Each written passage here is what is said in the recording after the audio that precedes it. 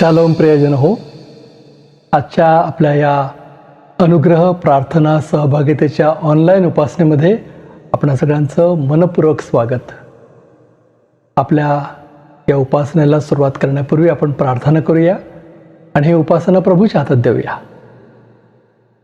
परमदयाळू परमेश्वरा, सर्वसमर्थ देवा, आमच्या उद्धारक देवा, तुझी उपकारस्तुती करतो. तुझ्या नावाला मान, महिमा, गौरव देतो. आम्हाला आज तुझी उपासना करण्याची ही सुवर्ण संधी दिलेली आहेस. ही तुझी करुणा आहे. आणि प्रभू, आम्ही तुझ्यापुढे नम्र होतो. तुला विनंती करतो, आज तुझं नाव उंचावण्यासाठी आमचं सहाय्य कर. आम्ही तुझी स्तुती करावी, तुला उपकार स्तुतीचा यज्ञ अर्पण करावा, तुझं वचन वाचावं, तुझ्या वचनामधून बोध घ्यावा, तुझ्या मेजामध्ये भाग घ्यावा. यासाठी आजच्या या उपासनेमध्ये तू आमचं सहाय्य कर. ही उपासना आशीर्वादित कर. या उपासनेद्वारे आम्हाला आशीर्वाद दे आणि आम्ही इतरांसाठी आशीर्वादाचं कारण बनावं, म्हणून तू आमचं सहाय्य कर. पुढची सर्व उपासना तुझ्या हातात देतो. तू आमचं नेतृत्व कर प्रभू. प्रार्थना येशू आमचा तरणारा त्याच्या नावानं करतो, म्हणून तो ऐक. आमेन. चला तर प्रियजन हो, प्रभूची उपकार स्तुती करूया. आज अबनेर काही गीते घेऊन आपल्यामध्ये उपस्थित आहे. त्याच्याबरोबर आपण प्रभूची स्तुती करूया.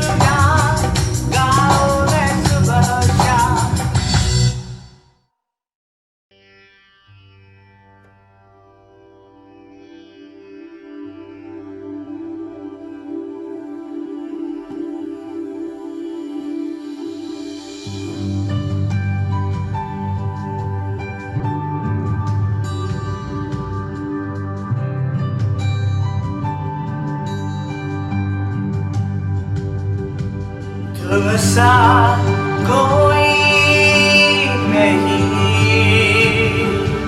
तुमसा कहीं नहीं। अब है पूरा यकीन, तुमसा कोई नहीं, तुमसा कोई नहीं, तुमसा कहीं नहीं। अब है बुरा यकीन, तुमसा कोई नहीं। ये यीशु मसीह, ओ महिमा तेरी गाए आसमां, गाए ये ज़मीं।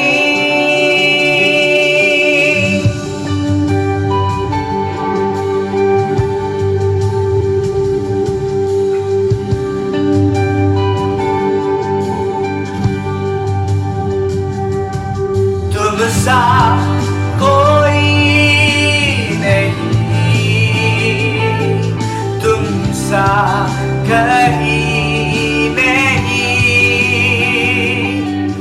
अब है बुरा यकीन, तुमसा कोई नहीं। ये यीशु मसीह, ओ महिमा तेरी गाए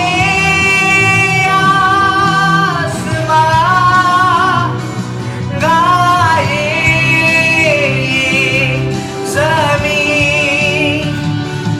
यीशु मसीह, ओ महिमा तेरी गाए आसमां, गाए ये ज़मीं।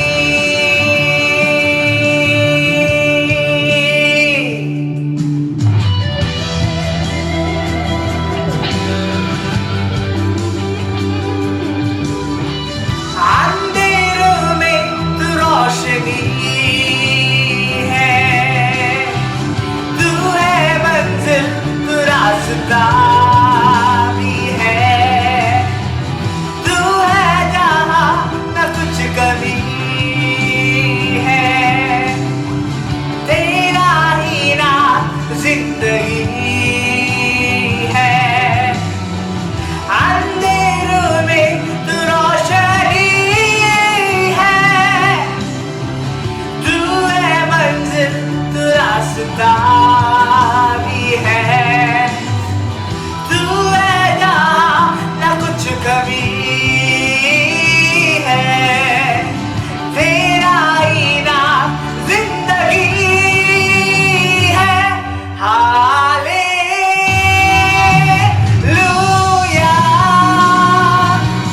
हालेलुया,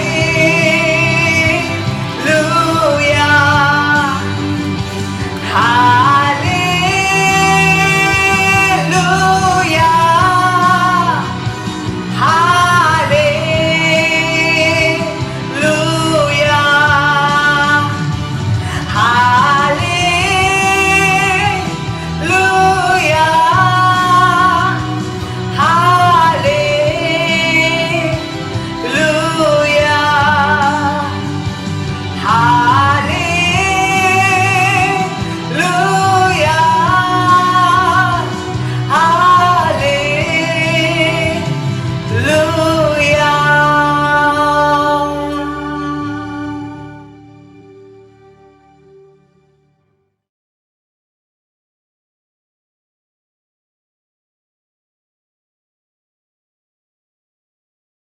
अबनेर, या सुंदर गीतांमध्ये तू आमचं पुढारीपण केलंस, तुझे मनपूर्वक आभार. आता प्रभूचं वचन वाचूया. पुण्याहून मिसेस अनघा ओहोळ प्रभूचं वचन आपल्यासाठी वाचतायत.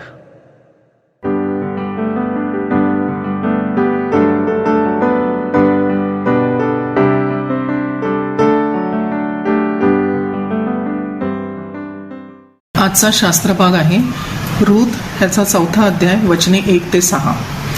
इकडे बवाज वेशीत जाऊन बसला. इतक्यात बवाज ज्या जवळच्या आप्ताविषयी बोलला होता तोही तेथे आला.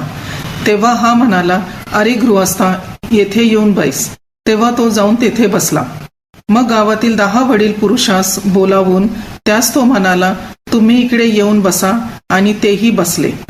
मग तो त्या जवळच्या आप्तास म्हणाला, मोवाब देशाहून नामी आली आहे. ती तुझा माझा बांधव अलीमलेक याच्या शेताचा वतन भाग विकत आहे. तर मला वाटते की तुझ्या कानावर ही गोष्ट घालावी आणि येथे बसलेले लोक व माझ्या लोकांचे वडील जन यांच्या समक्ष तू ती जमीन खरेदी करावी. तुला ती सोडवायची असेल तर सोडी, ती सोडवायची नसेल तर तसे सांग, म्हणजे मला समजेल. कारण ती सोडविणारा तुझ्या वाचून दुसरा कोणी इतका जवळचा आप्त नाही. तुझ्या मागून माझा हक्क आहे. तो म्हणाला, मी ती सोडवितो. बवाज म्हणाला, ती जमीन ज्या दिवशी तू नामीच्या हातून विकत घेशील त्या दिवशी मृताची स्त्री मोवाबी रूथ हिच्या हातून ती तुला विकत घ्यावी लागेल, यासाठी की मयतांचे नाव त्या वतनाला कायम राहावे. तेव्हा तो जवळचा आप्त म्हणाला, मला ते वतन सोडविता येणार नाही, कारण तशाने माझ्या वतनाचा बिघाड व्हावायचा. तर माझा सोडविण्याचा हक्क तू घे, कारण माझ्याने ते सोडवत नाही. देवबाप वाचलेली वचने आशीर्वादित करो.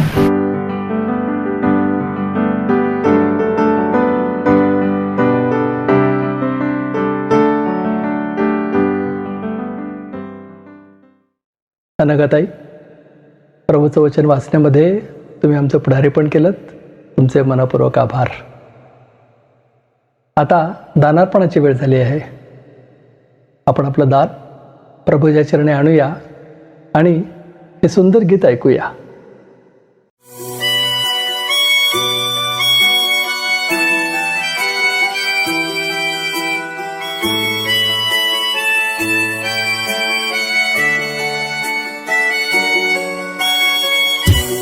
तेरी स्तुति और आराधना करता हूँ मैं तुझसे ये प्रार्थना. महिमा से तेरी तो इस जगह को भर. जो भी तू चाहे वो यहाँ पे कर.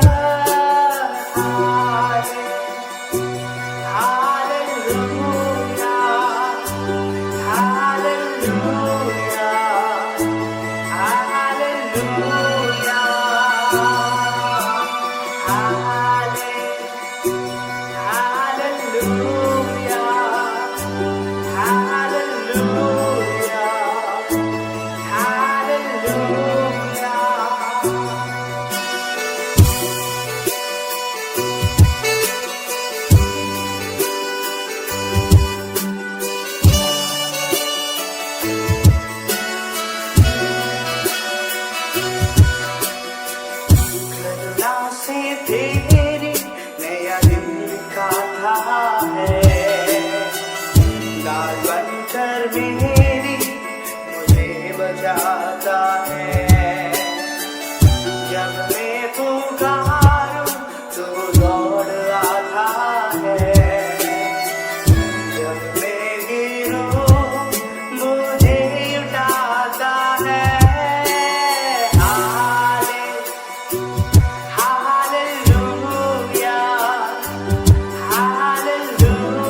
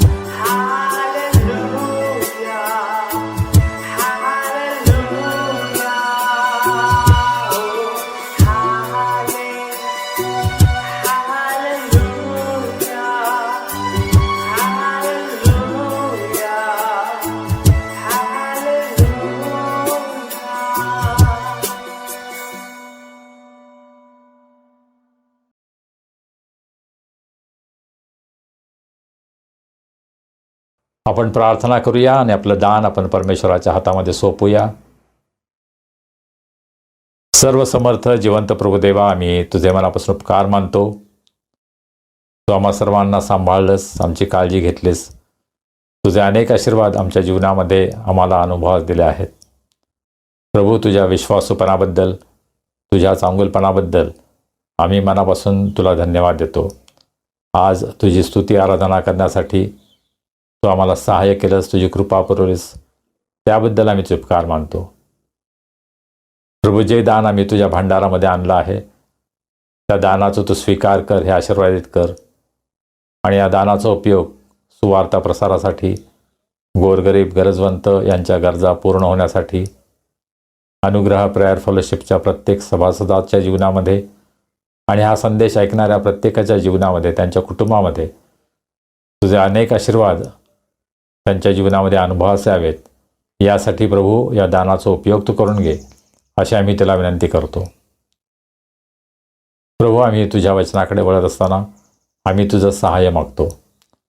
आज तुझी सेविका मिसेस अनघा थोरात तुझं वचन आमच्याकडे आणत असताना प्रभू, तुझ्या पवित्र आत्म्याचा अभिषेक तू त्यांच्यावर कर. जे वचन आमच्याकडे येणार आहे त्या वचनाचा आम्ही स्वीकार करावा, त्यावर आम्ही मनन करावं, त्याचं आज्ञापालन आम्ही करावं, यासाठी आम्हा सर्वांचं तू सहाय्य कर. प्रभू, आम्ही सर्वजण स्वतःला तुझ्या हातामध्ये सोपवतो. तू आम्हाला चालव. तारणारा प्रभू येशू ख्रिस्त याच्या नावाने आम्ही प्रार्थना करतो, म्हणतो ऐक. आमेन. प्रियजन हो, आता वेळ झाली आहे प्रभूचा संदेश ऐकण्याची. गेल्या आठवड्यामध्ये लँगहॅम बिब्लिकल प्रीचिंग सेमिनार हे कोल्हापूर येथे आयोजित केलं होतं आणि रेव्हरंड संजय डेव्हिड गायकवाड या सेमिनारमध्ये कार्यरत होते. देवाचा संदेश आपल्यापर्यंत आणण्यासाठी प्रभूनं त्याच्या सेविकेची योजना केली. आपल्यासाठी आज मिसेस अनघा थोरात प्रभूचा संदेश आणतायत. आपल्या सगळ्यांना त्यांचे संदेश आवडतात ना? चला तर आजचा संदेश ऐकूया.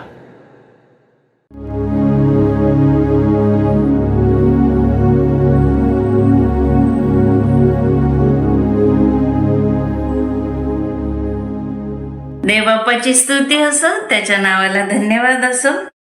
तो नेहमीच त्याच्या वचनाची सेवा करण्याची मला संधी देतो, माझा उपयोग करून घेतो.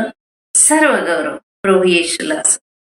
तसेच अनुग्रह YouTube चॅनलचे सर्व रेव्हरंड संजय गायकवाड सर, तसेच पीटर गायकवाड सर, या दोघांचेही मी मनापासून आभार मानते.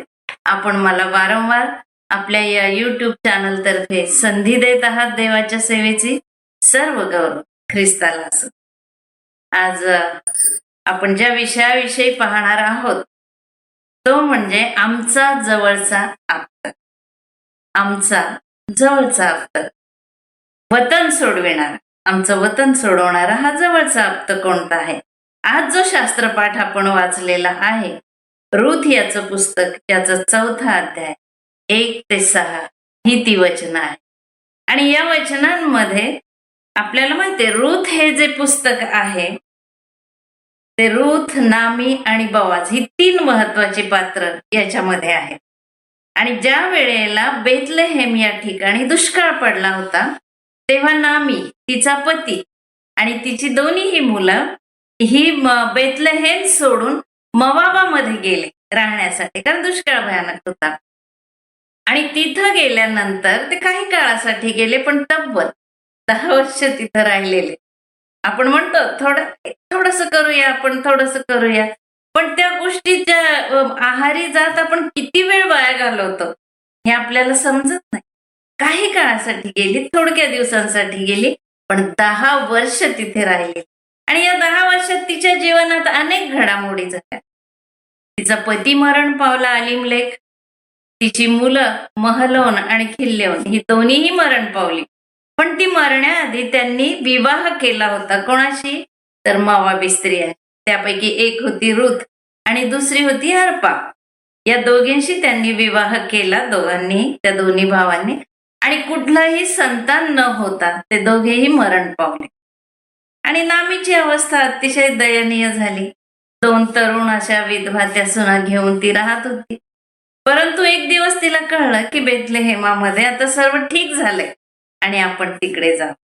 म्हणून ती निघाली जायला आणि तिच्या सुनांना तिने सांगितलं की तुम्ही इथेच राहा, पुन्हा विवाह करा, सुखी जीवन जगा, कारण आता मी फार वृद्ध आहे, दुसरं मुलंही मला नाही की ज्याच्याशी तुमचा विवाह होऊ शकेल. आणि मग ती जायला निघते. परंतु रूथ मात्र राहत नाही आणि ती तिच्या बरोबर जाते. आणि रूथ तिच्या बरोबर गेल्यामुळं त्या दोघी जणी आपल्या गावी म्हणजे बेथलेहेम या गावी पुन्हा येतात. आणि मग बेथलेहेम इथं आल्यानंतर अशी घटना घडते की जे नामीचं वतन होतं, तिच्या घरातले सर्व पुरुष मरण पावल्यामुळं तिचं जे वतन होतं त्या वतनाला कोणीच वारस नव्हता आणि तो हक्क तिचा निघून गेला होता वतनावरचा. आणि मग ते वतन पुन्हा मिळवायचं कसं, ते पुन्हा तिला पाहिजे होतं, पुन्हा तिला ते मिळवायचं होतं गेलेलं वतन.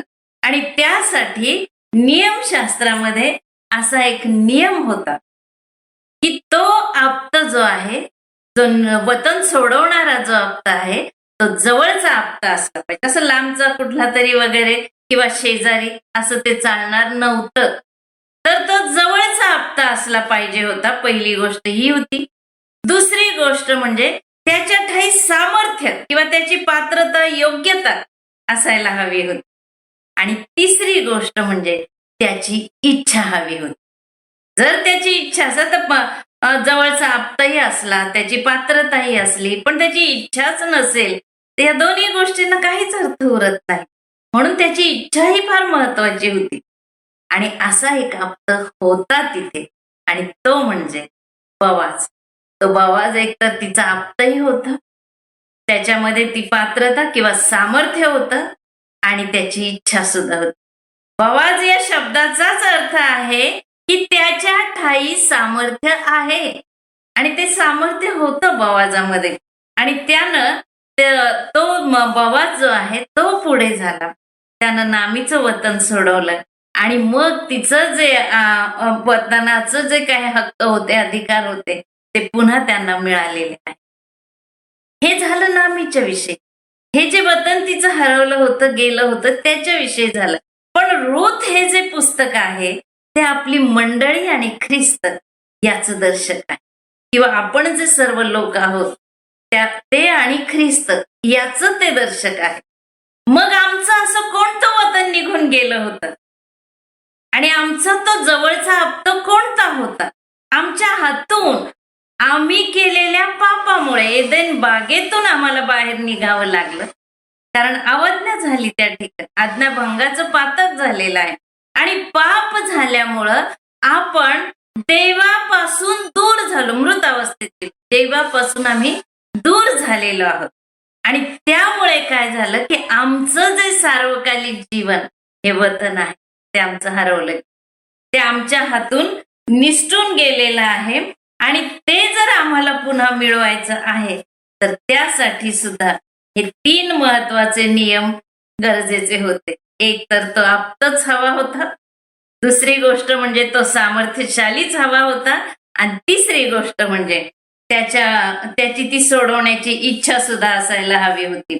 म्हणून हे सार्वकालिक जीवन हे जे वतन आहे ते आम्हाला मिळवायचं आहे, तर आम्हाला जवळचा आप्त कोणता आहे? आणि आपण सर्वजण जाणतो की आमचा जवळचा आप्त हा प्रभू येशू ख्रिस्त आहे. मग तो कसा आमचा जवळचा आप्त होऊ शकतो? बघा, फार सुंदर हे वचन. इब्री लोकास पत्र याचा 2रा अध्याय 14 आणि 15 ही वचन. ज्या अर्थी मुले एकाच रक्त मांसाची होती, म्हणजे तुम्ही आणि मी रक्त मांसाचे आहोत, त्या अर्थी तो म्हणजे तो प्रभू येशू ख्रिस्त, त्या अर्थी तोही त्यांच्यासारखा रक्त मांसाचा झाला. हेतू हा की मरणावर सत्ता गाजवणारा सैतान ह्याला मरणाने शून्यवत करावे, कारण खरे पाहता तो देवदूतांच्या सहाय्यास नव्हे तर अब्राहमाच्या संतानाच्या सहाय्यास येतो. बघा किती सुंदर आहे ना. हा प्रभू येशू ख्रिस्त जो आहे तो स्वर्गीय आहे, तो देव आहे आणि तो आमचा आप्त होऊ शकत नव्हता, कारण तो आमच्या रक्त मांसाचा नव्हता, तो देव आहे. परंतु या ठिकाणी नियमशास्त्रामध्ये ही अट होती की तो जवळचा आप्ता असतो.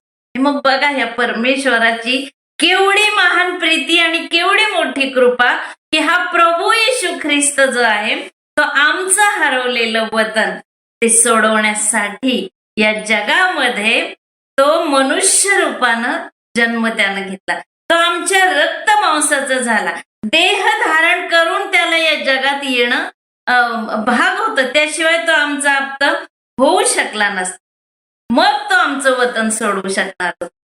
वतन सोडवणं म्हणजे काय माहितीये? रिडीम, ज्याला इंग्लिशमध्ये शब्द वापरलेला आहे, ते विकत घेणं. एखादी वस्तू आपण ज्यावेळेस एखाद्या शॉपमध्ये जातो, मॉलमध्ये जातो आणि विकत घेतो ना, ती मॉलमध्ये असते, तिच्यावर आपला हक्क नसतो. पण जेव्हा आपण ती किंमत मोजतो त्यावेळेस ती वस्तू आपली होऊन जाते. आणि एकदा का ती आपली झाली, एकदा का त्या दुकानातनं आपण बाहेर पडलो की मग त्या वस्तूवर इतर कोणीही हक्क सांगू शकत नाही. तसं हा प्रभू येशू ख्रिस्त आहे त्या पापाच्या दास्यातून, त्या सैतानाच्या तावडीतून त्यानं तुम्हाला आणि मला सोडवलेलं आहे, तुम्हाला आणि मला मुक्त केलेलं आहे. त्यानं आमच्यासाठी ती खंडणी भरली. पण ती खंडणी कोणाला भरलेली आहे? ती खंडणी परमेश्वराला भरलेली आहे, पित्याला ती खंडणी भरलेली आहे. सैतानाच्या तावडीत होतो आपण म्हणून सैतानाला नाही, सैतानाला खंडणी भरायची काय गरज आहे? आम्ही तर त्याच्याच ताब्यात होतो ना, काही गरज नव्हती. गरज आम्ही जे मृत झालेले होतो आमच्या पातकामुळे, त्या आम्हाला पुन्हा एकदा जीवन प्राप्त करायचं, पुन्हा एकदा त्या परमेश्वराच्या सानिध्यात आणायचं. मृत होणं म्हणजे काय? मी नेहमी सांगितलेलं आहे की परमेश्वरापासून आमचा संबंध तुटणं ह्याला मृत होणं किंवा मरण असं म्हटलेलं आहे. आणि पुन्हा एकदा आमचा परमेश्वराशी समेट होणं, ज्या वेळेस आम्ही जिवंत होतो तेव्हा आमचा परमेश्वराशी समेट होतो. जिवंत कसे होतो आम्ही देवाच्या दृष्टीनं? तर जेव्हा आमची सर्व पातकं नाहीशी होतात, जेव्हा आम्ही त्या सैतानाच्या तावडीतून पूर्ण बाहेर येतो, तेव्हाच आम्ही जिवंत होऊ शकतो. आणि तो होण्याचा एकमेव मार्ग म्हणजे आमचा प्रभू येशू ख्रिस्त आहे. या प्रभू येशू ख्रिस्तानं स्वतःचं मोलवान रक्त त्या वधस्तंभावर सांडलेलं आहे. आणि जेव्हा तुम्ही आणि मी त्या प्रभू येशू ख्रिस्तावर विश्वास ठेवतो की तोच माझा तारणार आहे, तोच मला या सर्वातून सोडवणार आहे, त्याचंच रक्त ह्या खंडणीसाठी सामर्थ्यशाली आहे, तोच मला विकत घेऊ शकतो, हा विश्वास जेव्हा आम्ही ठेवतो त्यावेळेला आम्ही आमच्या त्या वतनाचे पुन्हा एक वार भागीदार होत असतो. ते सार्वकालिक जीवन, हे वतन जे आहे आमच्या हातून निसटून जातं आमच्या पातकांमुळं, ते पुन्हा एकदा आम्हाला मिळत असतं. आणि ते मिळण्यासाठी तो जवळचा आप्त हवा होता. आणि प्रभू येशू ख्रिस्त तुमच्या माझ्यासाठी तो जवळचा आप्त झालेला आहे. बघा 2 करिंथ याचा 5वा अध्याय आणि 21वा वचन आपल्याला सांगतं, ज्याला पाप ठाऊक नव्हते त्याला त्याने, म्हणजे प्रभू येशू ख्रिस्ताला त्याने म्हणजे पित्याने तुमच्या आमच्या करिता पाप असे केले, पापी नाही, पाप असे केले, यासाठी की आपण त्याच्या ठाई देवाचे नीतिमत्व आम्हाला नीतिमान ठरवावं, आम्ही निर्दोष निष्कलंक सिद्ध व्हावे त्या प्रभू येशूचा त्या पित्यासमोर. म्हणून त्या पित्याचीच ही योजना आहे. काही माया, काही ममता त्या परमेश्वर पित्याची की स्वतः पुत्र त्याने त्या वधस्तंभावर दिला, तो पाप असा केला पण आम्हाला पवित्र, आम्हाला नीतिमान त्यानं ठरवले. ती स्तुती त्या परमेश्वराची करावी की तो तुमचा माझा आप्त होऊन या जगामध्ये आलेला आहे. या देवाची स्तुती असो, त्याच्या नावाला धन्यवाद असो. दुसरी गोष्ट म्हणजे त्या ठिकाणी नियमशास्त्रामध्ये अशी एक अट होती, आपण जो शास्त्रपाठ वाचला त्याच्यामध्ये हे सगळे मुद्दे आहेत की त्याच्यामध्ये पात्रता हवी किंवा तो सामर्थ्यशाली असावा. तो श्रीमंत असावा. वतन सोडवणं ही काही सोपी गोष्ट होती का? काहीतरी मोल द्यावं लागणार होतं, खंडणी भरावी लागणार होती आणि तेव्हाच ते होऊ शकत होतं. ज्याप्रमाणे हा बवाज जो होता तो अत्यंत श्रीमंत मनुष्य होता, सामर्थ्यशाली मनुष्य होता. मगाशी मी सांगितलं की बवाज या शब्दाचा हा हिब्रू शब्द आहे आणि त्याचा अर्थच आहे की त्याच्या ठाई सामर्थ्य आहे. आणि मग त्या बवाजाच्या ठाई सामर्थ्य होतं म्हणून तो ते वतन सोडवू शकला. आमचा जो बवाज आहे, स्वर्गीय बवाज, आमचा प्रभू येशू ख्रिस्त, याच्या ठाई काय सामर्थ्य होतं. कारण पूर्वीच्या काळी नियमशास्त्रामध्ये देवानं असा नियम लिहून ठेवला होता की ज्या वेळेस पातकं होत होती लोकांच्याकडनं आणि मग त्या पातकांची क्षमा मिळण्यासाठी त्यांना ते कोकरू अर्पण करायला लागायचं, बळी द्यावे लागायचे त्या वेदीवर. आणि मग तो जो कोकरू होता ते कसं असायला पाहिजे होतं, तर ते निर्दोष आणि निष्कलंक, एक अगदी चरा किंवा ओरखडा सुद्धा त्या कोकरावर आलेला नको, अगदी पूर्णपणे ते हेल्दी असायला पाहिजे असायचं. असं ते निर्दोष आणि निष्कलंक असं ते कोकरू जर असेल तर आमच्या पातकावर पांघरुण घातलं जात होतं. आपण जुन्या करारामध्ये ते वाचतो. आणि मग जेव्हा आम्ही नव्या करारामध्ये येतो, आमचा जो कोकरू आहे, पहा, हा जगाचे पाप हरण करणारा देवाचा कोकरा, असं योहान म्हणतो त्याच्याविषयी. हा जो कोकरा आहे, हा जो प्रभू येशू ख्रिस्त आहे, त्याच्यामध्ये हेच सामर्थ्य होतं की तो पूर्ण निर्दोष होता, तो पूर्ण निष्कलंक. आपण ज्या वेळेस वधस्तंभाचा अभ्यास करीत असतो त्यावेळेला आपण बघतो की प्रभू येशू ख्रिस्ताच्या त्याला वधस्तंभावर नेण्यापूर्वी 6 सुनावण्या झालेल्या आहेत. 6 सुनावण्या झालेल्या आहेत. 3 सुनावण्या या सेक्युलर झाल्या, 3 सुनावण्या या आध्यात्मिक झाल्या, म्हणजे ते जे धर्म मार्तंड होते त्यांच्या समोर जाऊन झालेल्या आहेत. धार्मिक सुनावण्या आणि सेक्युलर सुनावण्या, जे राजे किंवा जे शासन होतं तिथलं त्याच्या समोर झालेल्या आहेत. पण या 6ही सुनावण्या होत असताना प्रभू येशू ख्रिस्त कुठेच दोषी सापडलेला नाही. निर्दोष आणि निष्कलंक हे त्याचं सामर्थ्य होतं. त्याच्या हाती अधिकार होता, तो पवित्र होता, तो शुद्ध होता, त्याला पाप ठाऊक नव्हतं. पण तुमच्या माझ्यासाठी मात्र तो पाप असा झालेला आहे, ही त्याची योग्यता होती. तोच केवळ एक निर्दोष आणि निष्कलंक असल्यामुळं तो आमचं सोडवू शकत होता, आमचं वतन तो सोडवू शकत होता. तोच एक खंडणी भरण्यास लायक होता. हे बघा, 2 मित्र असतील, खूप जीवापाड मित्र किंवा भाऊ किंवा बहिणी, काही का असेना, जवळचे लोक, पण दोघंही कर्जात बुडालेले आहेत. आणि मग दोघांनाही वाटतं की अरे हा सुटला पाहिजे, कर्जातनं बाहेर आला पाहिजे, हा कर्जातून बाहेर आला पाहिजे. परंतु तो त्याला सोडवू शकत नाही, कारण स्वतःही कर्जात आहे, मित्रही कर्जात आहे. ते कसे सोडवू शकणार एकमेकांना? एक तरी सामर्थ्यशाली पाहिजे ना, एकाची तरी पात्रता योग्यता हवी ना. आमचं संपूर्ण जग हे पापात बुडालेलं आहे. कारण आदामापासून जर आमची निर्मिती आहे तर प्रत्येक जण पापी आहे असं पवित्र शास्त्र आपल्याला शिकवतं. म्हणून आम्ही किती सख्खे भावंड असले आणि सख्ख्या भावासाठी आपण प्राण देऊन त्याचं तारण करू तर ते होऊ शकत नाही. तो निर्दोष आणि निष्कलंक कोकराच हवा होता आणि तो निर्दोष आणि निष्कलंक कोकरा प्रभू येशू ख्रिस्त होऊन आलेला होता, म्हणून तो आम्हाला सोडवू शकला. हे त्याचं सामर्थ्य होतं. इफिस्करास पत्र याचा 1 अध्याय आणि 7वं वचन. त्याच्या कृपेच्या समृद्धीप्रमाणे त्या प्रियकराच्या ठाई त्याच्या रक्ताच्या द्वारे खंडणी भरून मिळविलेली मुक्ती म्हणजे आपल्या अपराधांची क्षमा आम्हाला मिळाली. त्याच्यात सामर्थ्य होतं. कर्जात बुडालेला माणूस दुसऱ्या कर्जात बुडालेल्या माणसाला कधीच वर आणू शकत नाही किंवा त्याला सोडवू शकत नाही. त्याच्यात सामर्थ्यच असायला लागतं. जसं बवाजामध्ये ते सामर्थ्य होतं तसं आमच्या प्रभू येशू ख्रिस्तामध्ये ते सामर्थ्य होतं. म्हणून तो तुमचं आणि माझं वतन सोडवू शकलेलं आहे.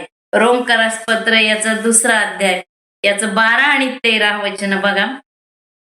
कारण ज्यांना नियमशास्त्र नाही अशा जितक्यांनी पाप केले तितके नियमशास्त्राव्यतिरिक्त नाश पावतील. आणि नियमशास्त्र असूनही जितक्यांनी पाप केले तितक्यांचा न्याय नियमशास्त्रानुसार होईल. कारण नियमशास्त्र श्रवण करणारे देवाच्या दृष्टीने नीतिमान आहेत असे नाही. नियमशास्त्राचं नुसतं वाचन करून ऐकून आपण नीतिमान ठरत नाही, तर नियमशास्त्राप्रमाणे आचरण करणारेच फक्त नीतिमान ठरविण्यात येते. आणि नियमशास्त्रामध्ये 613 नियम येतो.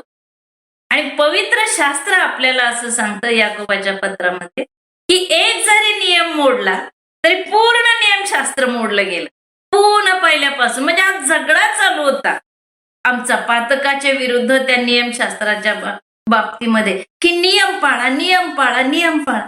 पण अगदी साध्या साध्या क्षुल्लक गोष्टीत आम्ही पाप करीत असतो. स्पेशली खोटं बोलण्याचं तर सहज आपल्याकडून होत असतं पाप. सहजच आपण म्हणतो घरात असलं तरी मी घरी नाहीये, मी बाहेर आहे. किंवा किती वेळ लागतोय तुम्हाला यायला, आपण घरातच असतो पण म्हणतो मी ऑन द वे आहे. हे छोटे छोटे आपण हे आम्ही खोटं बोलतो. आणि खोटी साक्ष देऊ नको हे देवाचं वचन सांगतं. म्हणजे नियमशास्त्र मोडलं गेलं, आता पुन्हा पहिल्यापासून पाळा. हा जो झगडा चाललेला होता तो आमचा थांबा. म्हणून हा प्रभू येशू ख्रिस्त निर्दोष आणि निष्कलंक असा आमचा कोकरा, त्याच्यामध्ये ते फक्त सामर्थ्य होतं की जो तुम्हाला आणि मला सोडवू शकणार होता. म्हणून प्रभू येशू ख्रिस्ताला मनुष्याच्या पुत्रासारखं येऊन ती खंडणी तुमच्या माझ्यासाठी भरावी लागली. आणि तोच आमचा जवळचा आप्त सुद्धा झालेला आहे.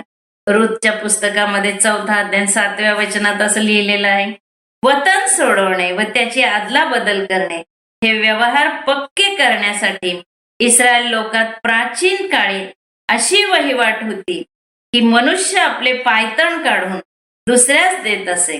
प्रमाण पटविण्याची इस्रायल लोकात ही चाल होती.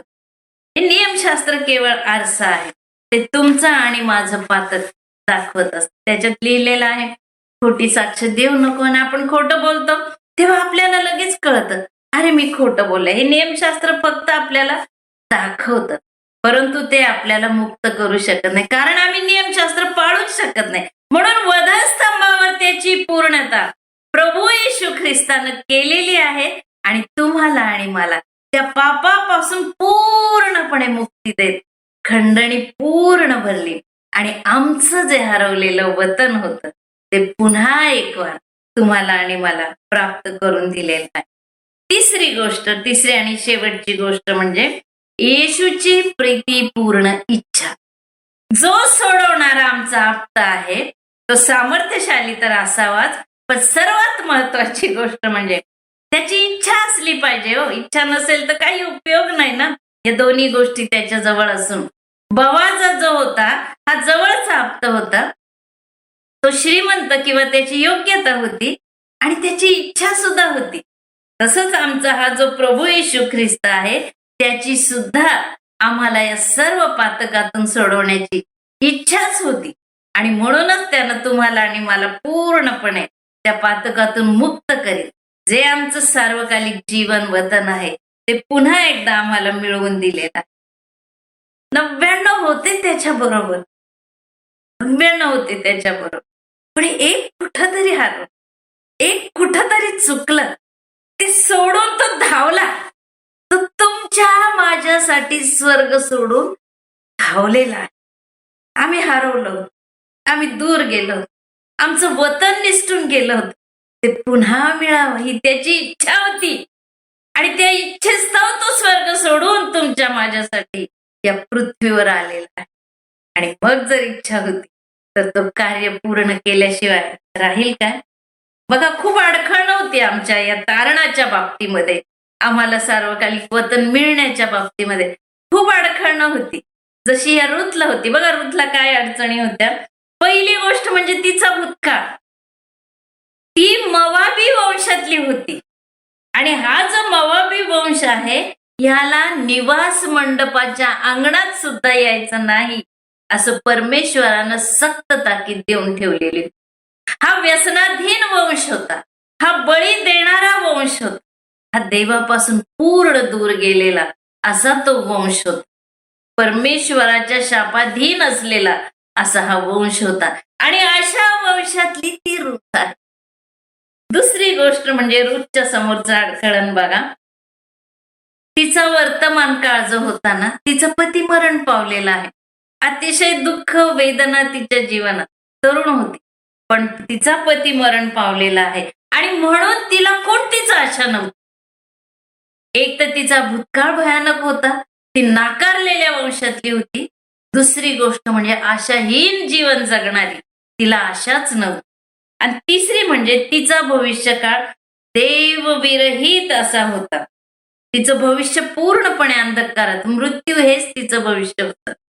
या 3 गोष्टी तिच्या मार्गात होत्या अडखळणाऱ्या. आणि या 3ही गोष्टी तुम्ही आणि मी जेव्हा पातकात पडलेलो आहोत आणि होतोच, आदामापासून निर्मिती, आम्ही पापीच आहोत. आमचाही भूतकाळ तसाच आहे. आम्ही कायमचेच पापी माणसं. दुसरी गोष्ट म्हणजे आम्हाला सुद्धा कोणतीच आशा नव्हती. आणि तिसरी गोष्ट म्हणजे आम्हाला सुद्धा या परमेश्वराचं भविष्य काळामध्ये कुठलंच आशा नव्हती आणि मृत्यू फक्त आमच्या समोर होता. परंतु प्रभू परमेश्वराचं वचन इफिसकारास पत्रामध्ये 2रा अध्याय आणि 12वं वचन आपल्याला सांगतं, ते तुम्ही त्यावेळेस ख्रिस्त विरहित इस्रायलाच्या राष्ट्राबाहेरचे, वचनाच्या करारात परके, आशाहीन आणि देवविरहित असे जगत होता. परंतु जे तुम्ही दूर होता ते आता प्रभू येशू ख्रिस्ताच्या रक्ताच्या योगे जवळचे झाले. आमेन. ती आशा देणारं वचन आहे. आम्ही दूर होतो, आम्ही दुःखी होतो, आम्ही पापात होतो, आम्ही मृतप्राय झालेले होतो. पण प्रभू येशू ख्रिस्तानं ती इच्छा दाखवली, तुम्हाला आणि मला त्याच्या जवळ घेणे, तुम्हाला आणि मला सार्वकालिक जीवन हे वतन मिळवून देण्याची. आणि तो तुमच्या आणि माझ्यासाठी आला या जगामध्ये. तो आमचा जवळचा आप्त झाला. त्याच्यामध्ये ते सामर्थ्य होतं आम्हाला सोडवण्याचं, कारण तो निर्दोष आणि निष्कलंक असा होता. जवळचा आप्त आमच्या रक्त मांसाचा होत तो आमचा जवळचा आप्त झाला. त्याचं रक्त निर्दोष आणि निष्कलंक होतं, कारण तेच मान्य होणार होतं. पित्यासमोर दुसरं मान्य होणार नव्हतं. आणि तिसरं म्हणजे त्याची स्वतःची ती इच्छा सुद्धा. आणि त्याप्रमाणे तो तुमचं आणि माझं तारण करण्यास या भूतलावर आला आणि आमचं गेलेलं वतन पुन्हा एक वार मिळवून दिलेलं आहे. एक गोष्ट की त्या ठिकाणी दुसरा एक आप्त होता जो नामीच्या जवळचा होता. परंतु तो म्हणाल मी सोडवीन ते. बवास त्याला ओळख करून देतो, नामी तुझ्या जास्त जवळची, बघ तू सोडवतोस का, तू सोडवणार नसशील तर मी सोडवीन. आणि मग तो आप्त काय म्हणतो की मी सोडवतो. आणि मग ते सोडवताना त्याने ही अट घातली होती की ते सोडवायचं तर आहेच, पण दुसरी गोष्ट म्हणजे ते वतन त्यांच्या नावावर होण्यासाठी तुला रूथशी विवाह करावा लागतो. आणि मग ते मात्र तो मान्य करीत नाही. तिथं त्याची इच्छा तो मागे घेतो, मी रूथशी विवाह करू शकत नाही. आणि मग बवाज पुढे येतो आणि बवाज मात्र तिचा जवळचा आप्त होता, सामर्थ्यशाली तर होताच, आणि त्यांनी इच्छाही दर्शवली. आमचा प्रभू येशू ख्रिस्त आमचा जवळचा आप्त झाला. त्याचे सामर्थ्य होतं आणि आम्ही जे परके होतो, जे आम्ही त्याच्यापासून दूर गेलेले होतो, जे आम्ही पातकात पडलेले, त्या आम्हाला सोडवण्याची त्यानं इच्छा दाखवली. आणि आज तुम्ही आणि त्याची वधू होणार आहोत, त्या प्रभू येशू ख्रिस्ताची. आणि सार्वकालिक जीवन ते वतन पुन्हा एक वार तो परमेश्वर आम्हाला देणार आहे, किंबहुना दिलेलंच आहे. सर्व गौरव त्या परमेश्वराला असो, त्याची स्तुती असो, त्याच्या नावाला धन्यवाद असो. आमेन, आमेन.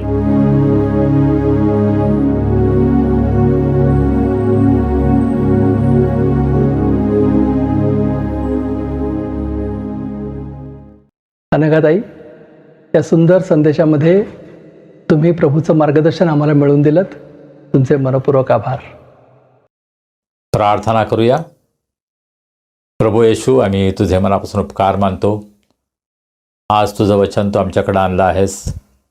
प्रभू, जे सत्य तो मला प्रगट केलं आहेस, त्याचा आम्ही स्वीकार करावा, त्यावर आम्ही मनन करावं, तुझं आज्ञापालन आम्ही करावं. यासाठी प्रभू येणाऱ्या दिवसामध्ये तू आम्हा सर्वांना तुझी कृपा तू पुरव. आज आमच्यामध्ये कोणी दुःखी आहेत, निराश आहेत, आजारी आहेत, संकटात आहेत, प्रभू त्या सर्वांना आम्ही तुझ्या दासनासमोर उंच करतो. आज तू त्यांची भेट घे, त्यांना आरोग्य दे, त्यांना तुझी कृपा पुरव. त्यांच्या सर्व संकटातून, त्रासातून त्यांना तू बाहेर काढ. ज्यांचे वाढदिवस आहेत, विवाहाचे वर्धापन दिन आहेत, अशा आमच्या सर्व प्रियजनांबद्दल आम्ही तुला धन्यवाद देतो. आजपर्यंत तू त्यांना सांभाळलंस, त्यांची काळजी घेतलीस. नवीन वर्ष त्यांच्या जीवनामध्ये, त्यांच्या कुटुंबामध्ये त्यांना तू दिलंस, त्याबद्दल आम्ही तुझे उपकार मानतो. आम्ही प्रार्थना करतो हे येणारं वर्ष त्यांच्या जीवनामध्ये तुझे उत्तमातले उत्तम आशीर्वाद तू त्यांना अनुभवास येऊ दे. त्यांची प्रत्येक गरज तू पूर्ण कर आणि त्यांचं जीवन इतरांसाठी आशीर्वादाचं व्हावं असा अनुग्रह तू कर. प्रभू, या येणाऱ्या आठवड्यामध्ये आम्हा सर्वांचा सांभाळ कर, आम्हाला सुरक्षित ठेव, आम्हाला निरोगी ठेव आणि तुझी सेवा करण्यासाठी प्रत्येकांचा, आमच्या कुटुंबाचा उपयोग तू करून घे, अशी आम्ही तुला विनंती करतो. मान, महिमा, गौरव आम्ही तुला देतो आणि ही प्रार्थना तारणारा प्रभू येशू ख्रिस्त याच्या नावाने आम्ही करतो म्हणतोय, आमेन. आता वेळ झाली आहे प्रभुभोजनाची. आपल्या मनाच्या पूर्ण तयारीनिशी आपण प्रभुभोजनामध्ये भाग घेऊया.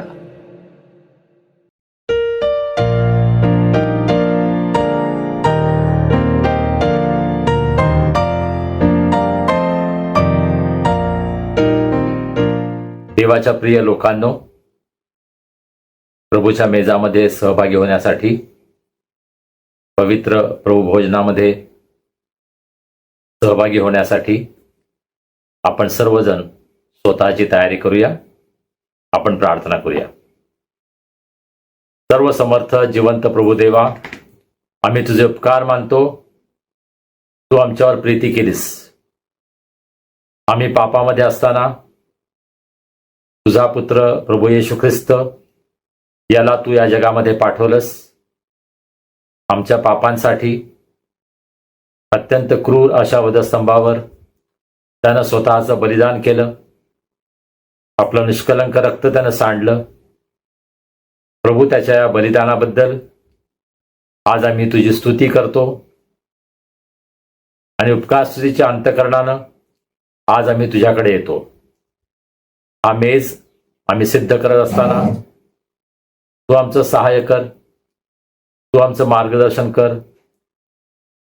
या मेजामध्ये सहभागी होण्यासाठी तू आम्हाला पात्र कर. तुझ्या पवित्र आत्म्याच्या द्वारे तू आम्हाला शुद्ध कर आणि हा संपूर्ण विधी प्रभू तू आशीर्वादित कर, अशा मी प्रार्थना करतो. तारणारा प्रभू येशू ख्रिस्त याच्या नावाने आम्ही प्रार्थना करतो, आमेन. आपण प्रार्थना करूया आणि आपणही या प्रार्थनेमध्ये माझ्याबरोबर सहभागी होऊ शकता. हे सर्व समर्थ देवा, तुला आमची अंतःकरणे पूर्णपणे ठाऊक आहेत. आमच्या मनातील आशा, आकांक्षा आणि विचार तू पूर्णपणे ओळखतोस. आमची कोणतीही बाब तुझ्यापासून लपलेली नाही. आम्ही तुझ्यावर मनोभावे प्रेम करावे आणि तुझ्या पवित्र नामाचा महिमा यथार्थ वर्णन करावा. म्हणून पवित्र आत्म्याच्या प्रेरणेने तू आमची मने शुद्ध कर. आमचा प्रभू येशू ख्रिस्त याच्याद्वारे, आमेन.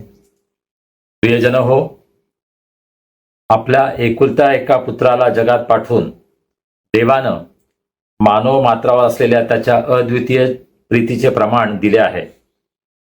त्या पुत्राने आम्हाला आमच्या पातकांपासून मुक्त करावे, स्वर्गात आमच्यासाठी मध्यस्थी करावी आणि आम्हाला सनातन जीवन द्यावे, अशी देवपित्याने योजना केली.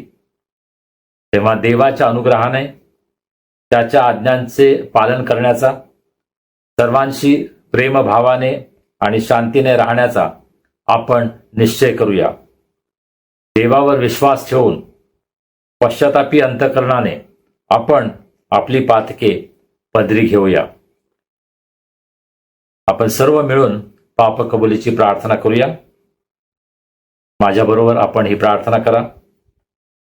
हे सर्व समर्थ देवा, आमच्या स्वर्गीय देवबापा, आम्ही वाईट कृत्य करून, वाईट शब्द बोलून, वाईट विचार मनात बाळगून पाप केले आहे. आम्ही तुझे तसेच इतरांचेही अपराधी आहोत. कधी अजाणतेपणी, कधी हेतुपुरस्सर, तर कधी मोहाचा प्रतिकार करू न शकल्यामुळे आम्ही पाप केले आहे आणि तुला अनेक वेळा दुखावले आहे. करू नये ते आम्ही केले आणि करावे ते आम्ही केले नाही. याबद्दल आम्हाला खरोखर वाईट वाटते. आम्ही मनापासून पश्चाताप करतो आणि तुझ्याकडे क्षमेची याचना करतो. तुझा पुत्र येशू ख्रिस्त यानं आमच्यासाठी बलिदान केलं म्हणून तू आम्हाला क्षमा कर. तू आम्हाला नवं जीवन दे. आम्ही तुझी सेवा करावी व तुझ्या नामाचे गौरव करावे असे तू कृपेने कर. आमेन. जे एकमेकांना त्यांच्या अपराधांबद्दल क्षमा करतात आणि स्वतःच्या पातकांबद्दल मनापासून पश्चाताप करतात, त्यांना क्षमादान देणारा देव आमच्यावर दया करो. आमच्या पापांची क्षमा करून आम्हाला त्यांच्यापासून मुक्त करो. योग्य ते करण्यासाठी तो आम्हाला समर्थ करो आणि सार्वकालिक जीवन आम्हाला देव. आमचा प्रभू येशू ख्रिस्त याच्याद्वारे. आमेन. देवाची उपकार स्तुती असो. प्रभूचं वचन आपण ऐकूया. करिंथकरास पहिले पत्र 11वा अध्याय आणि 23 वचनापासून पुढे.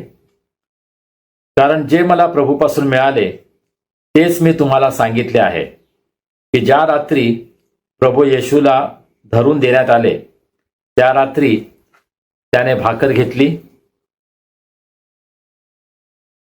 आभार मानून ती मोडली आणि म्हटले, हे माझे शरीर आहे,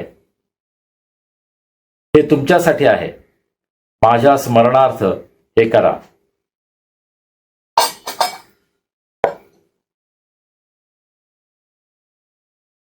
मग भोजन झाल्यावर त्याने प्याला घेऊन तसेच केले आणि म्हटले, हा प्याला माझ्या रक्ताने झालेला नवा करार आहे. जितक्यांदा तुम्ही हा पिता तितक्यांदा माझ्या स्मरणार्थ हे करा. कारण जितक्यांदा तुम्ही ही भाकर खाता व हा प्याला पिता तितक्यांदा तुम्ही प्रभूच्या मरणाची तो येईपर्यंत घोषणा करता.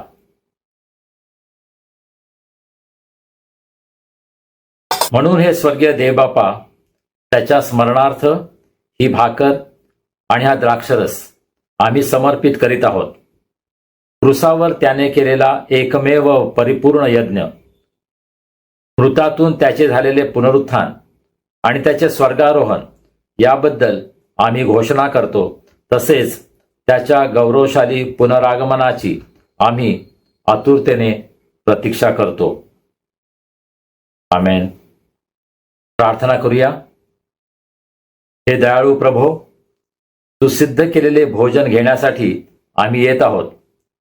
ते आमच्या धार्मिकतेमुळे नव्हे, तर तुझ्या अपार करुणेवर विश्वास ठेवून तुझ्या ताटाबाहेर सांडलेले अन्नकण देखील वेचण्याची आमची पात्रता नाही. तथापि सदा सर्वदा दया करणे हा तुझा स्वभाव धर्मच आहे. तेव्हा हे करुणाकर प्रभो, तुझ्या पुत्राच्या येशू ख्रिस्ताच्या देहाचे व रक्ताचे सेवन केल्यामुळे आमचा पापी देह निर्मळ आणि आमचा आत्मा शुद्ध होऊ दे. त्याने आम्हामध्ये आणि आम्ही त्याच्यामध्ये राहावे असे तू कृपेने कर. आमेन.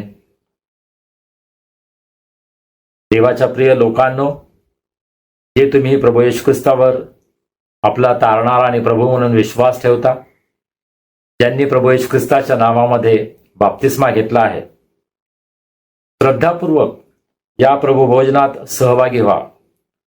आपल्या प्रभू येशू ख्रिस्तानं तुमच्याकरता अर्पण केलेल्या देहाचे व रक्ताचे सेवन करा. तो तुमच्यासाठी मरण पावला याची जाणीव ठेवा आणि विश्वासाने आणि उपकार स्मरण करीत त्याला आपल्या अंतःकरणात सामावून घ्या. ख्रिस्ताचं शरीर तुमच्यासाठी मोडण्यात आलं, त्याच्या स्मरणार्थ आपण घेऊया. आपण सर्व एकाच वेळी याचं सेवन करूया.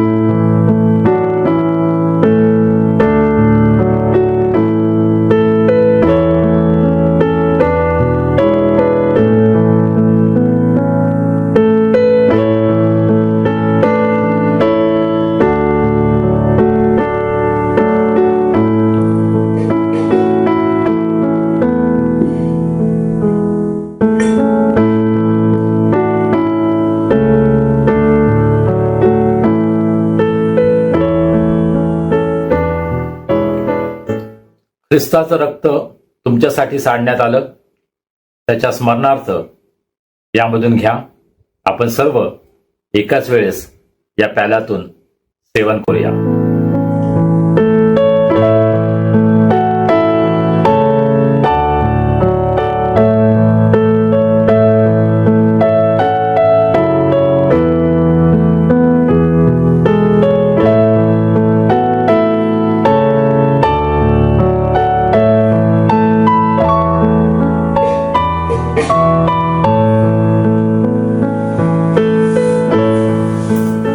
श्रद्धापूर्वक प्रभुभोजन घेतल्यानंतर आपण आता देवाला धन्यवाद देऊया. प्रार्थना करूया. हे सर्व समर्थ देवा, तू आम्हाला तुझा पुत्र येशू ख्रिस्त याच्या शरीराचे व रक्ताचे आध्यात्मिक अन्न भरवलेस, म्हणून आम्ही तुला धन्यवाद देतो. तुला मान्य असा जिवंत यज्ञ होण्यासाठी आम्ही त्याच्याद्वारे आमचं जीवन तुला समर्पित करतो. आमच्या आचरणाने व कार्याने तुझा आदर व सन्मान व्हावा, तुझा गौरव केला जावा, म्हणून तुझ्या आत्म्याचं सामर्थ्य देऊन तुझं कार्य करण्यासाठी तू आम्हाला पाठव. आमेन. प्रभूनं शिकवलेली प्रार्थना करूया. हे आमच्या स्वर्गातील बापा, तुझे नाम पवित्र मानले जाओ, तुझे राज्य येवो, जसे स्वर्गात तसे पृथ्वीवरही तुझ्या इच्छेप्रमाणे हो. आमची रोजची भाकर आज आम्हास दे, जशी आम्ही आपल्या अपराधांची क्षमा करतो तशी तू आम्हाला आमच्या अपराधांची क्षमा कर. आणि आम्हास परीक्षेत आणू नकोस, तर आम्हास वाईटापासून सोडीव. कारण की राज्य, सामर्थ्य आणि गौरव ही सर्व काळ तुझीच आहेत. आमेन.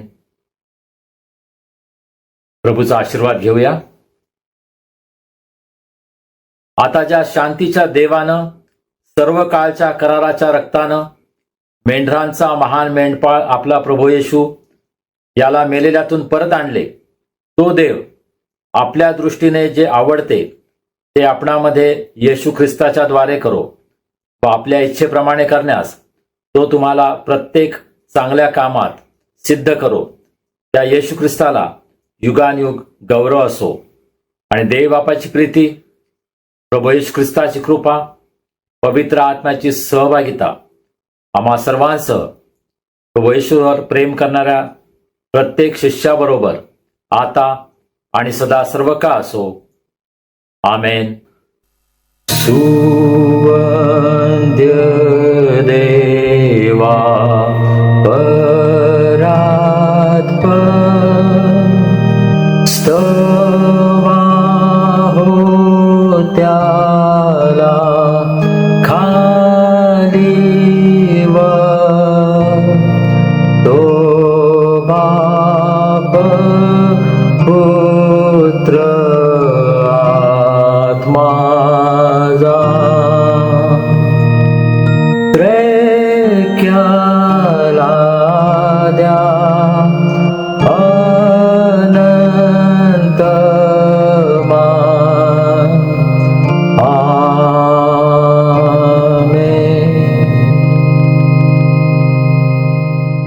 शांतीने जा आणि प्रभूची आणि एकमेकांची सेवा करा. आमेन. प्रियजनो, आजची उपासना तुम्हाला आशीर्वादाची ठरली, तुम्हाला आशीर्वाद मिळाला. मग हा आशीर्वाद तुम्ही आपल्या मित्रमंडळी, नातेवाईकांना देताय ना, त्यांना उपासनेची लिंक पाठवताय ना. मला माहिती आहे तुमच्यापैकी बरेच जण हे करतात. प्रभू तुम्हाला आशीर्वाद देत करो. आता भेटूया पुढील रविवारी. तोपर्यंत शालोम.